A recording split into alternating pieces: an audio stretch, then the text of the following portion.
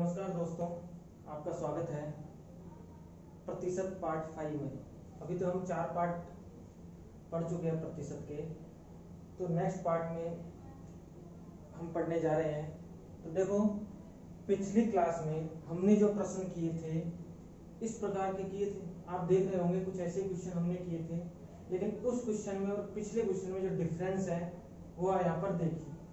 हमने क्वेश्चन पढ़ा था पिछली क्लास में कि चावल के मूल्य में 20% की वृद्धि के कारण एक गृहिणी को अपनी खपत में कितनी कमी करनी चाहिए कि उसका खर्चा अपरिवर्तित रहे, उसका खर्चा क्या ना हो, चेंज ना हो। लेकिन यहाँ पर जब आप देखोगे तो यहाँ पर खर्चा अपरिवर्तित नहीं है, खर्चा क्या हो रहा है, 10% ही बढ़ रहे हैं। इसका मतलब कि इस प्रश्न में सारी ही क्वांटिटी क्या है, वेरिएबल है। सारी ही क्वांटिटी क्या है, वेरिएबल है। खर्चा भी बढ़ रहा है, मूल्य भी बढ़ रहा है और खपत में भी कमी हो रही है। तो तीनों ही क्वांटिटी जो है, तीनों ही मात्राएं हैं, तीनों ही क्या है, वेरिएबल है, चेंज हो रही है।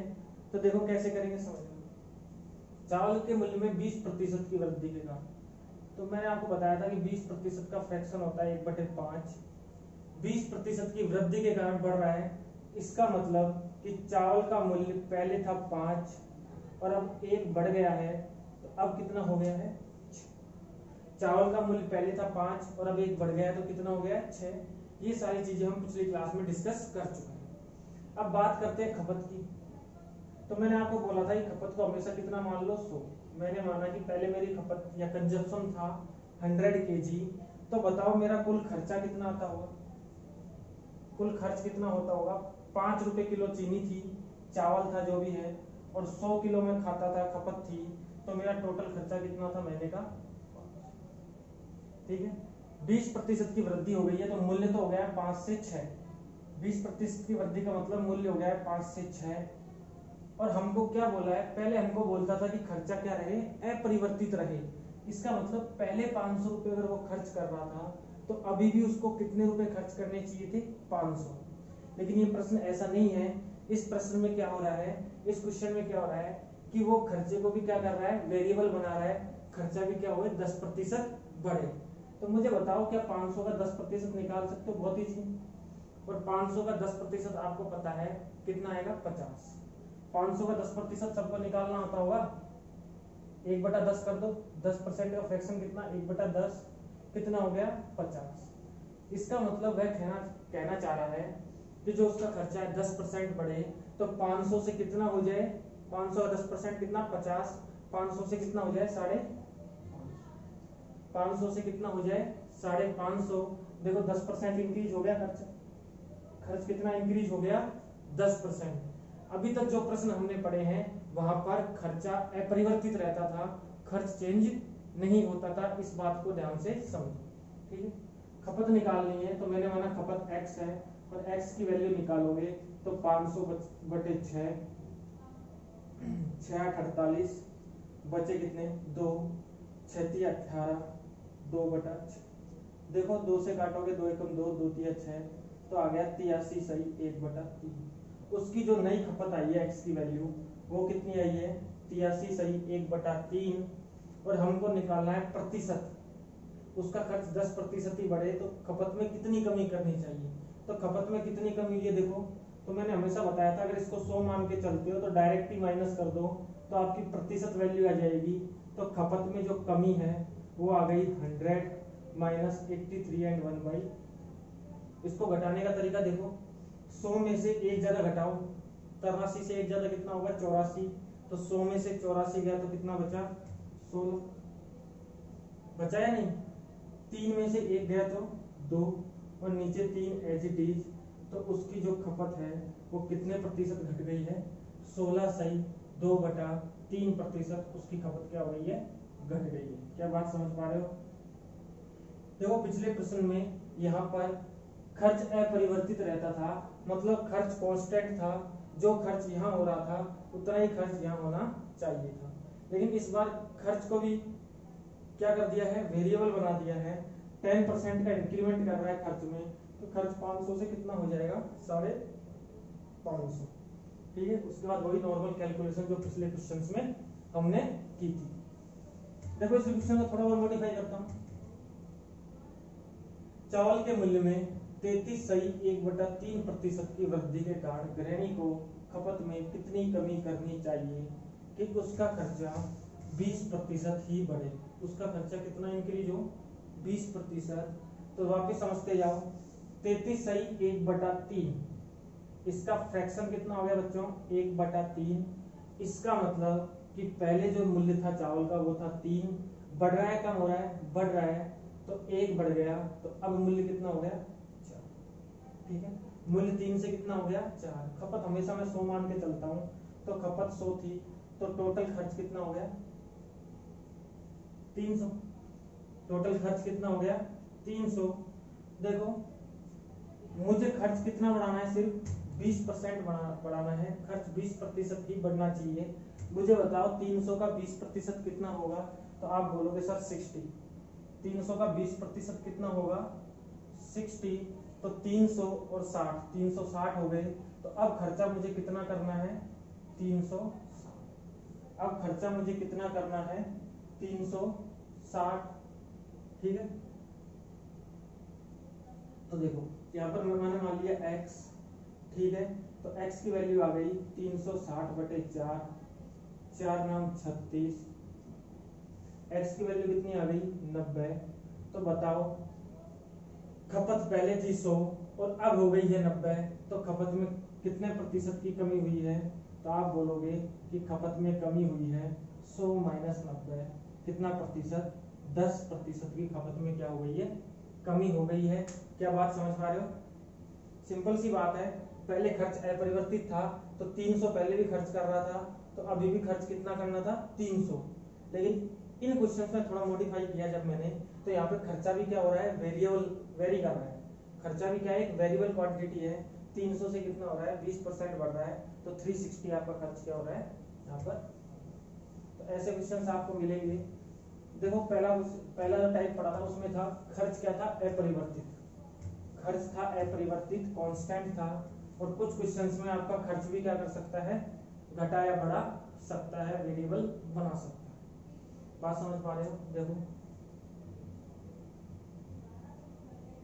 आयत की लंबाई में 20% की वृद्धि के कारण उसकी चौड़ाई को कितना कम किया जाए कि उसका क्षेत्रफल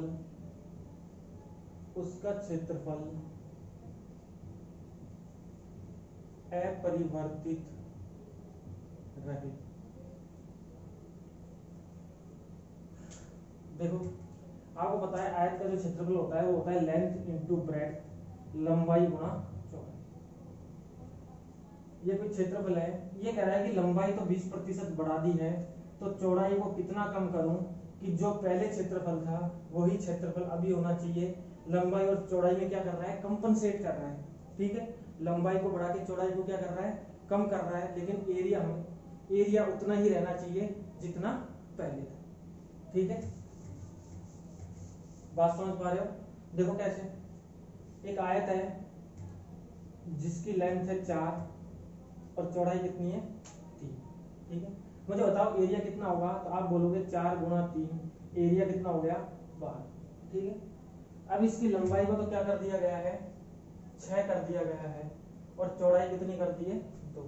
तो अब बताओ एरिया कितना होगा, 6 दूनी 12। देखो दोनों कंडीशन में एरिया सेम है, बस लंबाई चौड़ाई को क्या कर रही है, कंपनसेट कर रही है। लंबाई बढ़ रही है, चौड़ाई घट रही है। ठीक है, लंबाई बढ़ रही है तो चौड़ाई क्या हो रही है, कम हो रही है। तो ऐसा ही क्वेश्चन यहाँ पर है, और क्या बोल रहा है देखो, आयत की लंबाई में 20% की वृद्धि हो जाने के कारण, तो मुझे बताओ 20% का फ्रैक्शन सभी लोग जानते हैं कितना होता है, 1/5। लंबाई के लिए L से डिनोट कर रहा हूं, चौड़ाई B से, और क्षेत्रफल एरिया से A से। लेंथ बढ़ी है 20%, तो पहले लेंथ 5 थी, अब 1 बढ़ गई है, तो कितनी हो गई है। बात समझ पा रहे हो, पहले लेंथ 5 थी, 1 बढ़ गई है, 6 हो गई है। चौड़ाई देखो कुछ भी मान सकते हो, और मैंने क्या बताया कि हमेशा 100 मानना, क्योंकि जब 100 मानोगे तो जो आपका आंसर आएगा वो हमेशा प्रतिशत में आएगा, आपको उसको दोबारा प्रतिशत में चेंज करने की जरूरत नहीं है, क्योंकि कैलकुलेशन हमेशा कितने प्रतिशत हमेशा कितने में से निकाला जाता है, 100 में से। तो मैंने ब्रेड 100 मान ली, तो मुझे बताओ 100 गुना 5 कितना हो गया, 500। एरिया, एरिया क्या होता है, लंबाई गुना चौड़ाई, कितना हो गया 500। अब देखो क्षेत्रफल तो मुझे उतना ही रखना है जितना पहले था, क्षेत्रफल उतना ही रखना है, तो क्षेत्रफल अभी भी कितना रहना चाहिए, 500।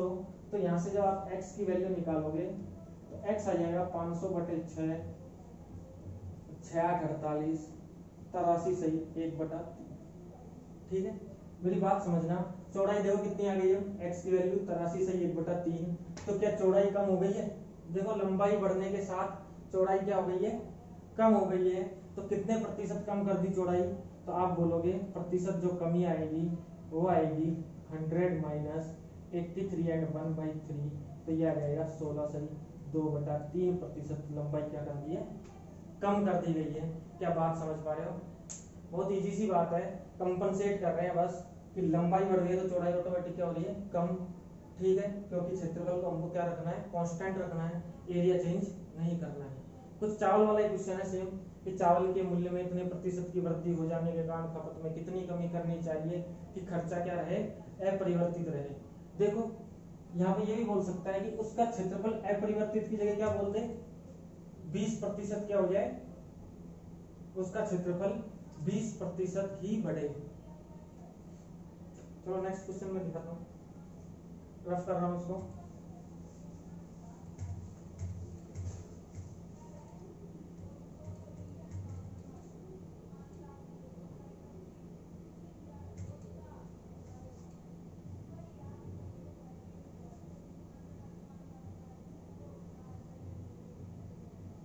देखो यहाँ पर कंपनसेट करेंगे, देखना यहाँ पर देखो इस बार एरिया कांस्टेंट नहीं रख रहा है, इस बार एरिया कांस्टेंट नहीं है।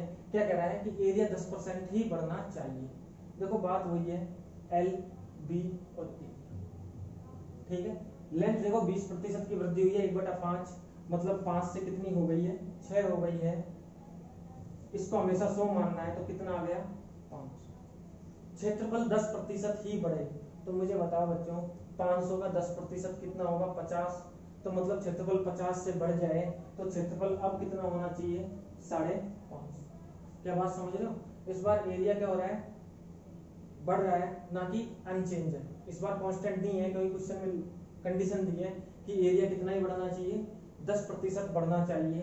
तो ये हो गया 550। तो x की वैल्यू निकालोगे तो 550 बटे 6। ठीक है, यहाँ से करोगे 6 नाम के 54। ठीक है, 6 कम 6, 4 और 6 कट रहे हैं, 2 दूनी 4, 2 6, 91 सही 2/3। मुझे बताओ x की वैल्यू आ गई 91 सही 2/3, पहले थी 100, तो चौड़ाई कितनी कम हो गई है, तो प्रतिशत कमी आ गई 100 माइनस 91 सही 2/3। इसको घटाना बताया है, 91 में से 100 सॉरी 1 ज्यादा घटाओ 100 में से, तो 100 में से 92 गया तो कितना बचा 8। 1 ज्यादा घटाओ 100 में से 92 गया तो 8, 3 में से 2 गया 1, और नीचे क्या आ गया 3। तो 8 सही 1/3% की क्या आ जाएगी, कमी हो जाएगी, किसमें, उसकी चौड़ाई में, अगर एरिया को 10% क्या करना है, कंप्रेस करना है या कम करना है। क्या बात समझ पा रहे हो, बिल्कुल वैसी बात है, इजी क्वेश्चन है। एक क्वेश्चन में तो क्या है कि क्षेत्रफल अपरिवर्तित रहे, एक क्वेश्चन में कम या ज्यादा कर सकता है क्षेत्रफल को, क्षेत्रफल 10% ही बढ़े, क्षेत्रफल 10% ही क्या हो, कम हो। तो ये बात आपको समझनी। नेक्स्ट देखो,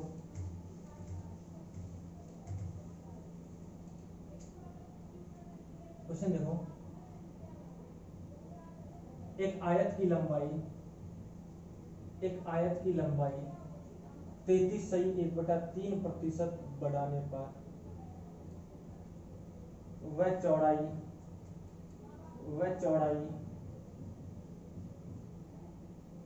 16 सही 2/3% बढ़ाने पर क्षेत्रफल पर क्या प्रभाव पड़ेगा, क्षेत्रफल पर क्या प्रभाव पड़ेगा। देखते जाइए, बहुत आसान क्वेश्चन है। एक आयत की लंबाई 33 से 1/3% बढ़ा दी है और उसकी चौड़ाई भी 16 से 2/3% बढ़ा दी है, तो उसके क्षेत्रफल पर क्या प्रभाव पड़ेगा। तो हम जानते हैं कि आयत का क्षेत्रफल होता है L × B बराबर एरिया ऑफ रेक्टेंगल। ठीक है, तो 33 से 1/3% उसकी लेंथ बढ़ाई है, तो मुझे बताओ क्या होता है 1/3। 33 से 1/3 कितना होता है 1/3। इसका मतलब पहले उसकी लंबाई थी 3 और अब 1 बढ़ गई है, तो कितनी हो गई है 4। पहले लंबाई थी 3 और अब 1 बढ़ गई है, कितनी हो गई है 4। 16 से 2/3% का मतलब होता है 1/6। इसका मतलब पहले चौड़ाई थी 6 और अब बढ़कर कितनी हो गई है 6 और 1। तो यहाँ से अगर मैं एरिया की बात करूं बच्चों, देखो अगर एरिया की बात करूं तो पहली कंडीशन ये है, तो फर्स्ट कंडीशन में एरिया होगा 6 × 18 और अगर सेकंड कंडीशन में एरिया की बात करूं तो 7 × 4 = 28। मुझे ये बताओ एरिया घटा है या बढ़ा है। तो आप बोलोगे सर पहले 18 था अब हो गया 28, तो ऑब्वियस सी बात है एरिया क्या हो गया है बढ़ गया है। तो एरिया में प्रतिशत इंक्रीमेंट कितना हुआ है 18 से 10 हुआ है, कितना बढ़ा 10। कितने से बढ़ा 18 से। 18 से 10 बढ़ा, तो जितने से देख रहे हो प्रतिशत में चेंज करने के लिए ये क्या है आपकी बेस वैल्यू। बेस 18 को मान के चल रहे हो, पहले 18 था अब से 28 हो गया, तो बेस आएगा नीचे 18 इंटू, यहाँ से आप 2 नाम 18 और यहाँ से करोगे 500/9 और यहाँ से करोगे 9 × 5 = 45, 9 × 5 = 45, 55 सही 5/9%। एरिया क्या हो गया आपका इंक्रीज हो गया है, बढ़ गया है। क्या बात समझ पा रहे हो। पहले कितना था 18। ये बात तो देखो अभी तक करते ही आ रहे हैं हम कि लंबाई 33 से 1/3% बढ़ाने पर, इसका मतलब क्या है कि पहले 3 थी और अब 1 बढ़ गई है, तो 3 से कितनी हो गई है 4। चौड़ाई 16 से 2/3% बढ़ाने पर पहले चौड़ाई थी 6 और अब 1 बढ़कर कितनी हो गई है 7। एरिया लंबाई गुना चौड़ाई, लेंथ इंटू ब्रेड्थ, 3 6 × 18 4 7 × 28। मुझे ये बताइए पहले 18 था एरिया अब 28 हो गया है, कितना बढ़ा है 10। बेस वैल्यू कितनी है 18, 18 से तो बढ़ के 28 हुआ है, तो बेस वैल्यू नीचे और प्रतिशत में चेंज करने के लिए 100 से क्या करते हैं मल्टीप्लाई। तो देखो टोटल आएगा 55 सही 5/9% और बढ़ा था या घटा था बढ़ा था, तो इतने प्रतिशत का क्या हो जाएगा इंक्रीज हो जाएगा एरिया में। ओके बात समझ पा रहे हो। देखो अगर आपको फ्रैक्शन आ गया ना तो आप इजीली सब कुछ कर पाओ।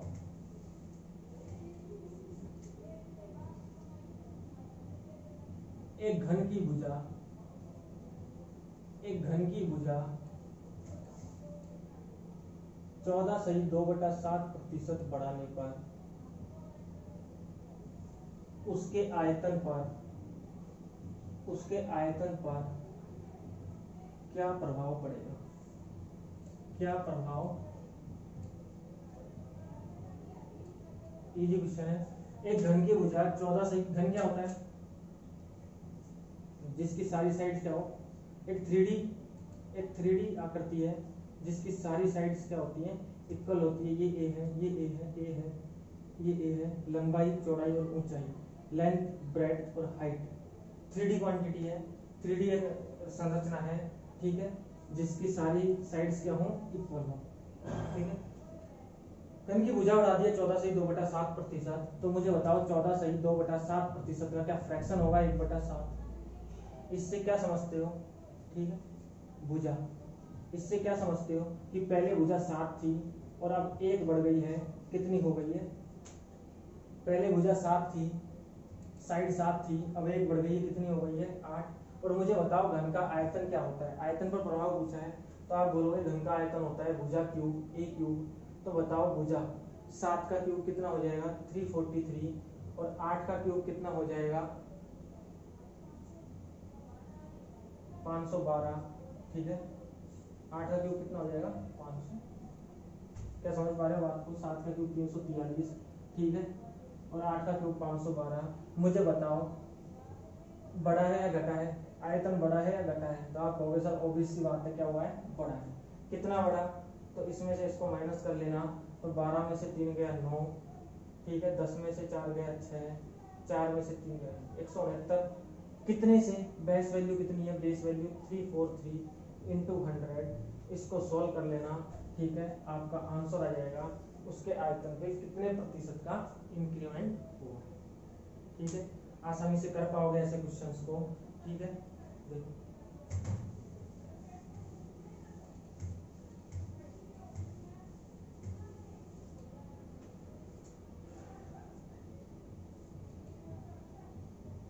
एक घन की भुजा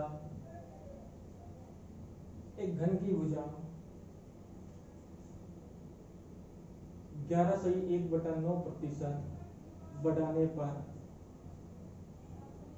उसके पृष्ठीय क्षेत्रफल पर क्या प्रभाव पड़ेगा,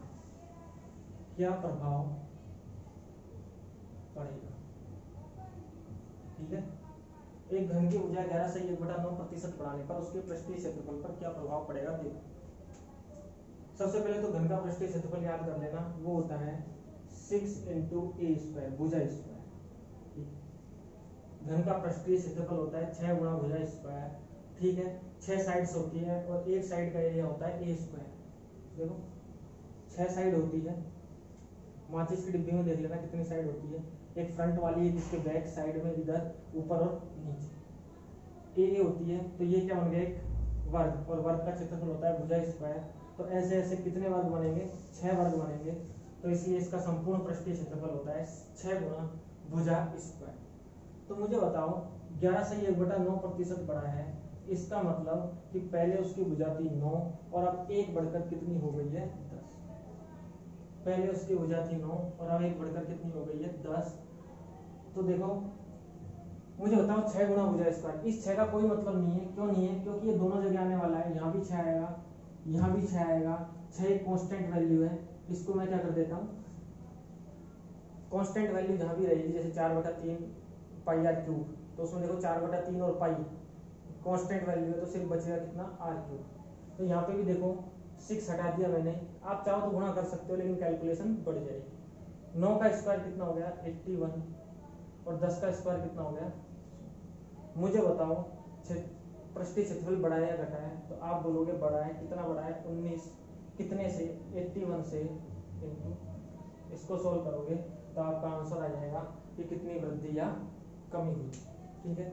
आज की क्लास में बस इतना ही, सो नेक्स्ट क्लास में मिलेंगे, धन्यवाद, थैंक यू।